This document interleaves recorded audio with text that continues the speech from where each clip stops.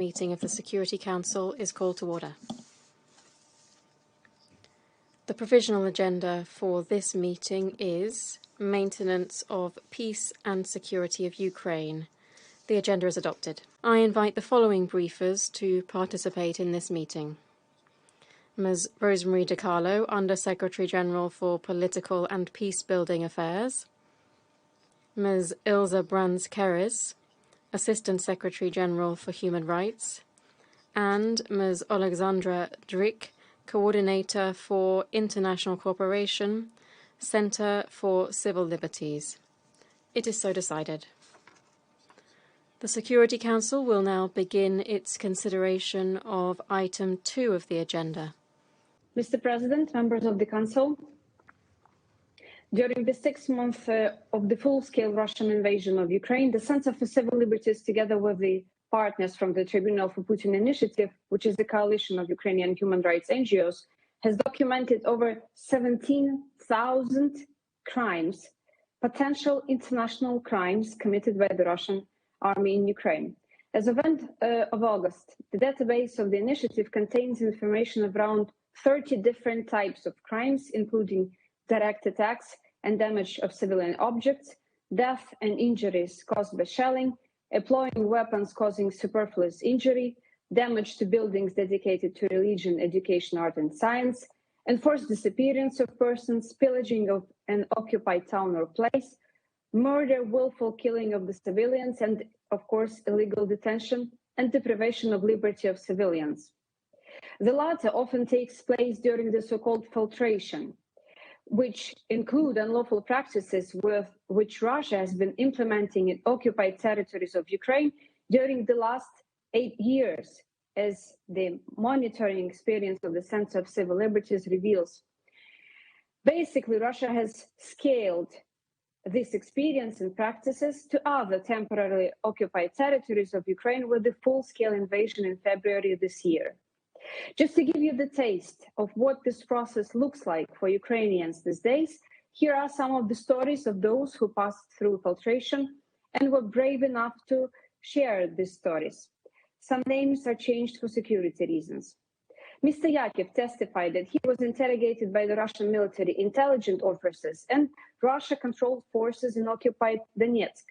When they found out that his wife was donating to Ukrainian army, they called her fascist and Nazi and attempted to take away their child for what they call re-education, just as they often do with children of the parents Russian detained on occupied territories. The desperate parents decided that they would rather kill themselves than give away the child. However, Russians got interested in Yakev's professional skills. They continued his interrogation by asking questions about defenders of Mariupol Azov battalion.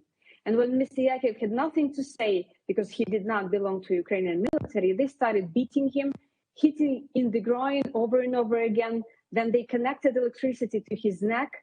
And when Mr. Yakev recovered after the electric shock, he started coughing. It turned out that it was his dental fillings. They all fell out during this torture. Lying on the floor, he noticed stains of a brown color. It was blood, but not his, but those who were there before him. Then Russians grabbed him and pointed to the log not far from the handcuff, with handcuffs attached. Again, it was all covered with blood, with pieces of white color, resembling fragments of bones. The man was only saved by the arrival of Russian military officers who wanted him to work for them in Mariupol. However, Mr. Yakev asked to take the family to Russia under the pretext of medical care for his child. And then the whole family managed to escape to Europe. Another story is of a 21-year-old student from Mariupol, Taras Ulyanchenko, who openly speaks about his real name because he has nothing to lose anymore. His father was shot by Russian soldiers. His home city was destroyed.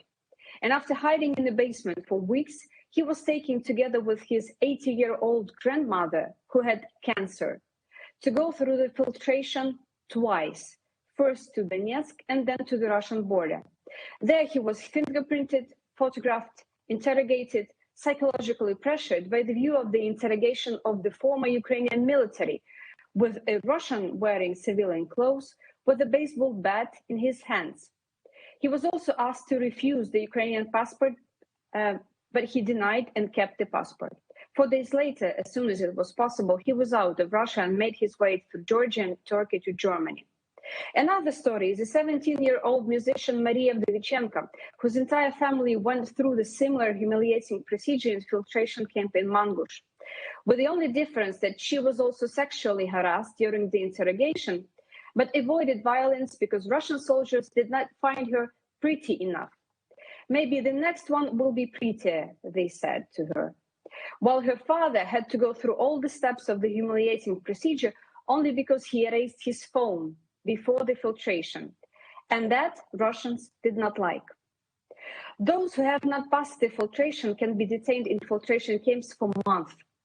From there, they might be sent to detention centers or prisons in the occupied territories of Russia. The taste of what happens there, you can imagine from the testimonies of survivors, like that of a 16-year-old Vadim Buryak, who was detained when attempting to leave Melitopol and kept for 3 months. He had to live in a prison cell with no even working toilet in it. Almost daily, he would hear the tortures, see the tortured Ukrainian POWs, and then forced to clean torture rooms from blood. And that's in case when these people get out at all, while many, like Ivan Kozlov from Kherson, who was detained during the filtration in Crimea, according to the information at our disposal, has been kept at the detention centers in Sevastopol and Simferopol since April 2022. All this time, his relatives had no opportunity to speak to him, learn his condition, or get in contact at all. Some civilian hostages are being tortured to admit that they have a relation to Ukrainian military, like from those testimonies provided by the survivor Alexei Dibrovsky, who was taken hostage on the 25th March in Zaporizhia region, kept in different premises like Melitopol airport, a shed, then a police station in Melitopol, and then detention center in Kursk in Russia. He and other hostages were beaten by hands, legs, tortured by electricity, forced to crawl the floor with no medical assistance provided at all. Some of these tortures, as he testified, were aiming to force the civilians to admit that they have a relation to the Ukrainian army, as if these hostages Russia needed to prepare as an exchange fund. It is not rare that in testimonies of those who passed infiltration, there is information that those failing to pass the filtration were killed. And as the recently published satellite images reveal, there are mass graves close to some of the filtration camps, which might mean that some might be killed or tortured to death. All these people who go through so-called filtration procedures find themselves in the position of civilian hostages, humiliated, kept in inhumane conditions, with no access to basic sanitary needs, with no proper access to food or water, no access to medical care, being tortured themselves and witnessing the tortures of others. They have no legal status because according to the international law, they can't be even held in Russia at all. But that's not even all civilian hostages that Russia and Russian-controlled groups on occupied territories illegally detain. Many are being kidnapped, taken from their homes. They just disappear from the occupied territories until we find out that they are being detained in one of many detention centers somewhere in occupied territories, Russia or Belarus. And these are not just rare single cases. The Center for Civil Liberties alone, just one human rights organization, has already received information about at least 600 of such cases, often from relatives of these Ukrainians who are being detained. It's a systematic, planned, and organized activity. Moreover, based on the information collected by the Center for Civil Liberties during the previous 8 years, these filtration practices have not started with the full-scale invasion of Ukraine in February this year, but instead Russia has been practicing it on occupied territory since the first military invasion in Ukraine in 2014, but then scaled this experience to all temporarily occupied territories of Ukraine. Currently, it is estimated that from dozens of thousands to 100,000 of Ukrainians are kept in filtration camps or detention centers on territories occupied by Russia or Russia itself, which has developed into an organized and branched system of facilities quite extensively covered in the recent report of Conflict Observatory, which coincides in many instances with the data that we possess. Basically, Russia has established a zone of complete lawlessness on the occupied territories. And by running fake referendums and declaring these occupied territories independent, Russian government attempts to lift responsibility from itself for monstrous atrocities that are being committed there. These territories are not and have never been independent. They are occupied by Russia, which is fully responsible as the occupying power for adherence to the provisions of the international law on these territories.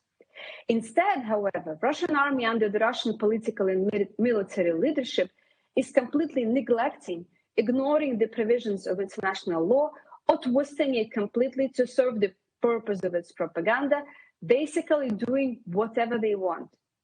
Moreover, Ukraine is far not first country Russia's invaded in the last 30 years, but Russia had always got away with it.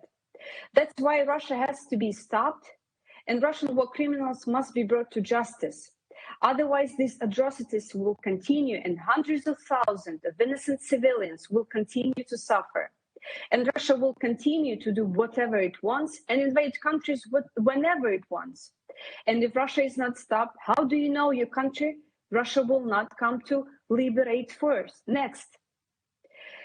That's why we call on the Council to create effective mechanisms for monitoring first Russia's compliance with the norms of international law, namely termination of illegal detention of Ukrainian citizens who have not passed this so-called filtration, seizure of practices of torture, physical violence, threats, and humiliation, provision of complete and comprehensive information on the location and state of health of detained persons at the request of relatives and official representatives of the state of Ukraine. Provision of all forms of legal protection in the event of official disclosure against these persons, including access to lawyers, international monitors, and the sponsoring country when such is established. And most of all, promote establishment of accountability mechanisms that are necessary to bring Russia and Russian war criminals to justice. Thank you.